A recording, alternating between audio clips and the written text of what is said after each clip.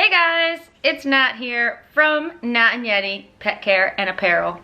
This week we're going to take a pause on some of our craftiness and talk about my favorite subject, dogs and pet care. We're going to get into the do's and don'ts, tips and tricks of leaving your dog with a caretaker for an overnight or a vacation or a lodging or boarding or staycation, whatever you want to call it.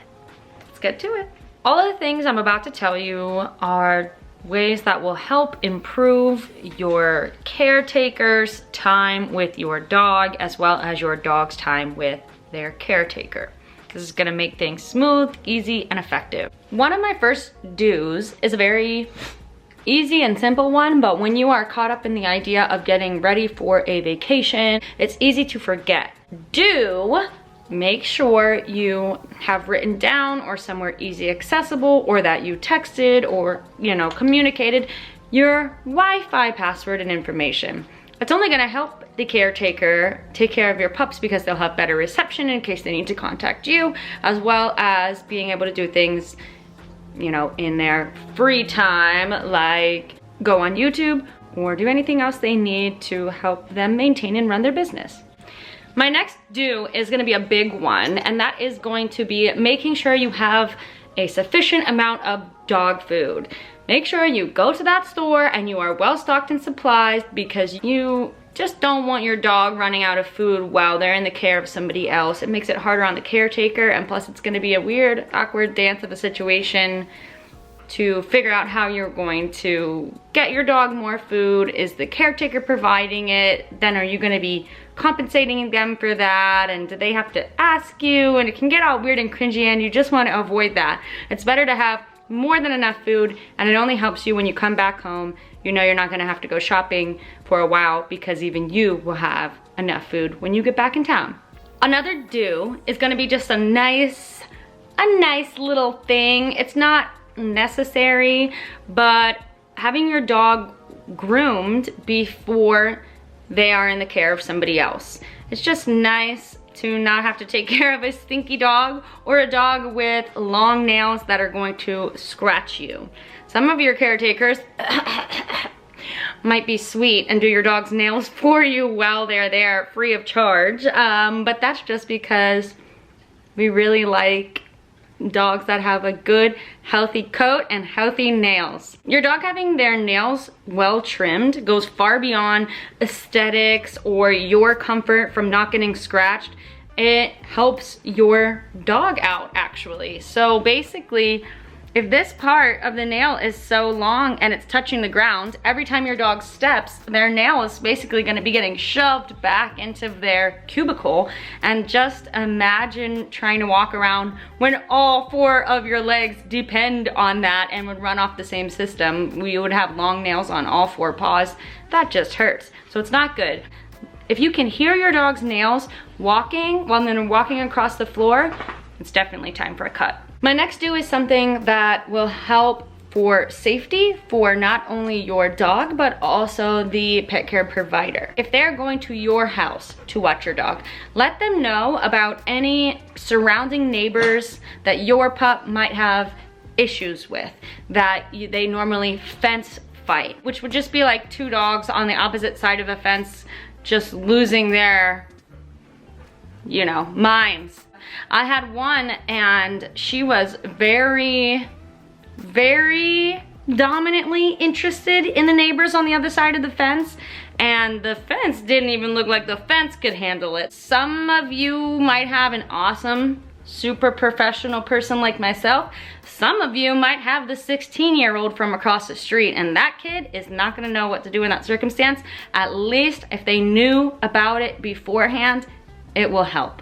If you can provide something like a slip lead or something like that, where like a less skilled person would still have a good opportunity to get your dog's attention back on them. Another do is gonna be to make sure that you work on crate training your pup, your dog, your senior dog, whatever age. Crates are your dog's friends. They're not the enemies. They shouldn't be used as a punish time. They are your dog's bedrooms. Your dog finds safety and security in them. Actually, for this guy, for instance, he hates fireworks, and the new year just happened, and of course, there's nothing but fireworks. He was running around the house, barking, kind of panicking, you know, in his own way. And I went ahead, put a little bed in his crate, put him in his crate, put a blanket on top, and even the loudest fireworks didn't seem to bother him. I understand that not all dogs love crates, but it would be very helpful if you can, you know, work on crate training with your pup, because when you are out of town and you have somebody else watching your dog, I mean, especially if you bring them to a facility, there's decent chances that they are going to be putting your dog away, and you don't want your dog to have that be their first experience. Because if that's their first experience and they're in a new environment that they've never done, that they've never been to before, and have never been in a crate or have very little experience being in one, they are not going to do well. It's just better to have a well-rounded dog that's able to do well in all environments and know that they don't have to freak out. It's all okay. We're just in a new space for a little while, and it's not a form of punishment or anything to be scared of. So definitely work on crate training your dogs, because it makes it easier for other people to watch them. Now we're gonna switch into the don't side. See, I switched sides. Oh my goodness gracious. Where to begin? Don't give your dog anxiety before you leave.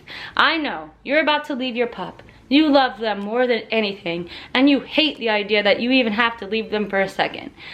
But they also can feel that energy, and they don't understand that the trip is only gonna be for 4 days or however long. They just think, oh my God, they're leaving me forever. And that's gonna be your vibe, and your energy that you're giving off is like, I'm about to leave you. And the dog's gonna pick up on that, and it's not gonna go over well, which is gonna give them more anxiety overall. And when your caretaker gets there to watch the pups, it's gonna be pretty hard on them to calm your dog's mind down and get them in the groove of the next couple of days. The second don't piggybacks off of the first one about not giving them anxiety. It kind of goes into the guilt. Okay, you're about to leave them, like I said, you don't want to give them anxiety, but you also don't want to give them a bunch of treats to make up or overcompensate for the fact that you are about to leave. Right before your vacation is not the time to start a new dog food, start a new diet, get a whole bunch of bones and yummy different snacks and test it out and give it to your dog right before you leave them with somebody else, because there is bound to be poop, and it's bound to be bad. And that's just the nice don't, is just save us the trouble and some poop bags of not picking up poop that had to take on a new style of food at the last second. My next don't is if you are bringing your dog to somebody's house, there is no need to bring everything your dog owns. Meaning, some people want to bring the bed, they want to bring a t-shirt that smells like them, their dog's favorite toy, their dog's second favorite toy, their dog's favorite stuffed animal, their dog's favorite three different styles of treats, and like all of that. It's not necessary. Normally if you're bringing it to a person that takes care of dogs professionally, they probably already have a bunch of toys, some spare beds, a bunch of blankets, a bunch of leashes. I mean, you definitely want to bring your own leash and harness and stuff, and food, but aside from that, for the most part, you don't need to bring a bunch of stuff to the caretaker. They probably have it under control. The next two don'ts are things that you don't want to leave out. One huge, very vastly important thing not to forget would be, do you have a lawn care person that's gonna be entering your yard? Do you have a pool guy that's gonna be coming to your house and opening any gates or anything that the pet care provider might have let your dog into the yard? It might be outside with your dog and wasn't expecting the fence to have randomly opened from the outside. Thank God this has never happened, but I also make sure I ask questions like these. But I just want to mention that your caretaker or your pet care provider doesn't happen to already know that you get lawn care on certain days. So it might not be something that is the typical question that they're asking everyone. That's where you have to take a little bit of responsibility and make sure that you would mention that, or go to the pool guy and say, I don't need you to come next week, or the lawn care person and say, it's okay, let's skip the backyard this time because I have somebody in there. You just don't want your dogs to run out or anything like that. Also, pet care providers, definitely check the yard, check the fence line, check everything on your first visit to the house before you even let anybody in the yard. And my last don't is, don't forget to mention your dog's bad personality traits. I know your baby is an angel, and this doesn't take away from the fact that they are an angel,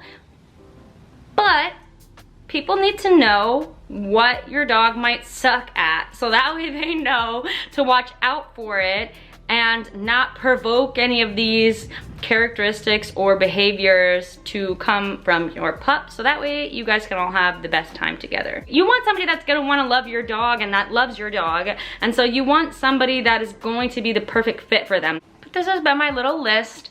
I thought that it could help people, and it's good to know. So there's several different ways you can go about it. These are just a few of the things. I'm sure I can create another list if you are interested in hearing any more. But yeah, that is some tips and tricks and do's and don'ts about leaving your dog with somebody before you go on vacation. This is Nat and Yeti, and we're signing off. Goodbye.